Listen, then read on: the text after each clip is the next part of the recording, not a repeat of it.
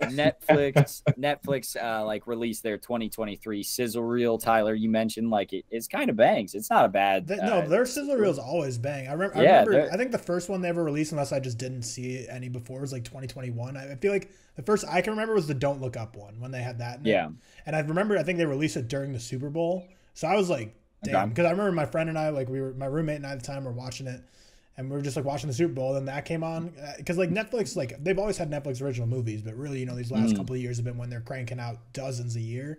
So I remember that coming out in the Super Bowl, and I was like, "Holy shit, Netflix is bringing heat this year." So they always do good sizzle reels. I mean, I'm excited. A lot of gatekeeping going on for The Killer, but should all be good. Yeah. So we're not going to talk about every single one, but just to run through a couple. The Killer, the big one, Rebel Moon, Murder Mystery 2. I'm sure we'll do numbers on Netflix.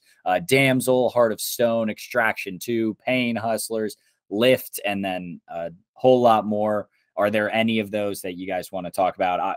Probably The Killer, Michael Fassbender and David Fincher. That is without a doubt the biggest of the year, I would assume, for them. Maybe not biggest number, but it has the most potential to be the best. I'm sure. I could guarantee it wouldn't be the biggest number. I'm certain Murder Mystery 2 is going to be like the new. Every time Netflix releases a new project, it's like this is our most watched project ever. And I'm certain Murder Mystery 2 is going to be that project.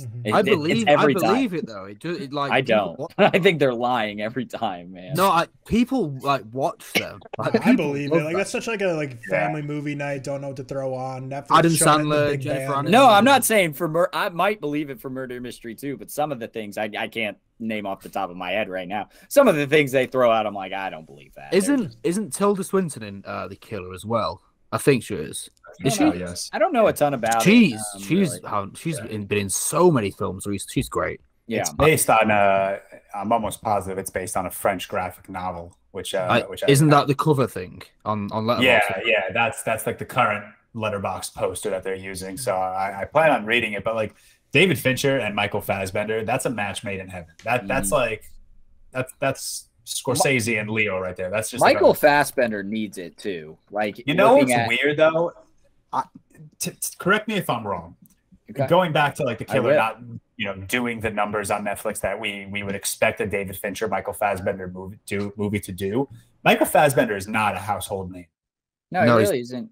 He's definitely not. He's not. He's not the house. Someone logs into Netflix, they see Murder Mystery 2, Adam Sandler, Jennifer Aniston. Yeah. They're going to click that. Yeah, they're going to click that 9 times out of 10 over David Fincher and Michael Fassbender's The Killer. Can I be honest? I've just had to search Michael Fassbender because I couldn't remember his face.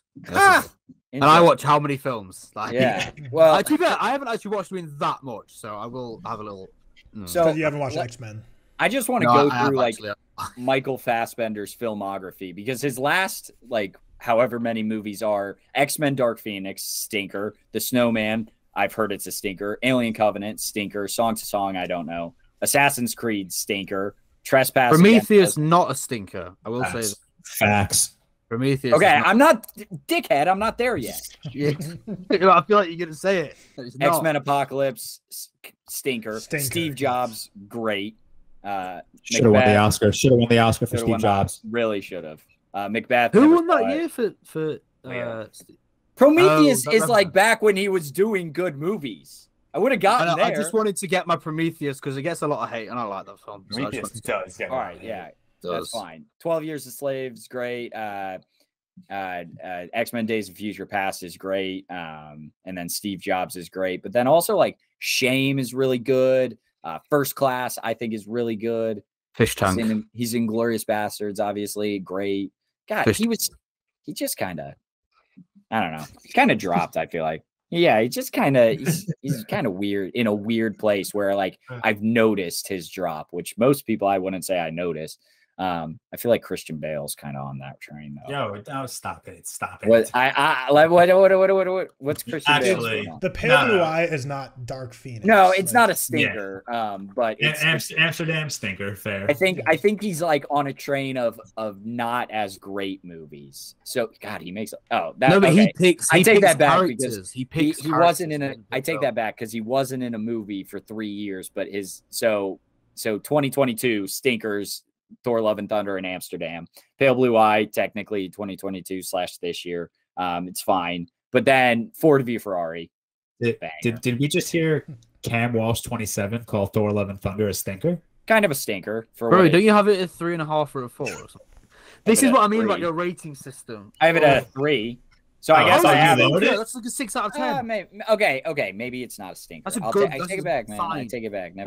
Listen, I wouldn't call it a stinker. I think it's just a painfully average movie. You've called it a stinker before, you jackass. All right, I have it at 3.5. I call it a stinker. I think it's all right. It's not a stinker then. I take it back. It's not as great. Not as great. All right, not as great. But I take back. I already took back my comment of. Yeah, he still does good movies, but he intertwines them with stinkers every once in a while. He picks characters. Mowgli, Legend of the Jungle. Stop. Good movie. Stop. No. Good movie. No. I don't care what anyone says. It's a good movie. He was a stinker.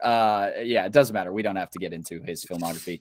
And then whatever. Rebel Moon, Zack Snyder. I'm sure you're just excited about that. Extraction 2. I'm really excited about. Extraction was. Really Did you good. like Extraction 1? Yeah, it was really good. Well, maybe not really good. It was pretty good. What do you I'll give it a pretty good. Probably in like high 70s, I'd say. Yeah, I think I went a 3.5. I think Extraction, that one take action scene in like the middle of the film is sick. Yeah, it's fine. I take it back. I don't have Extraction rated, so I'm gonna say story might not be the strongest. Characters may not be the strongest, but that one take it's action awesome. scene is so electric. It's directed by the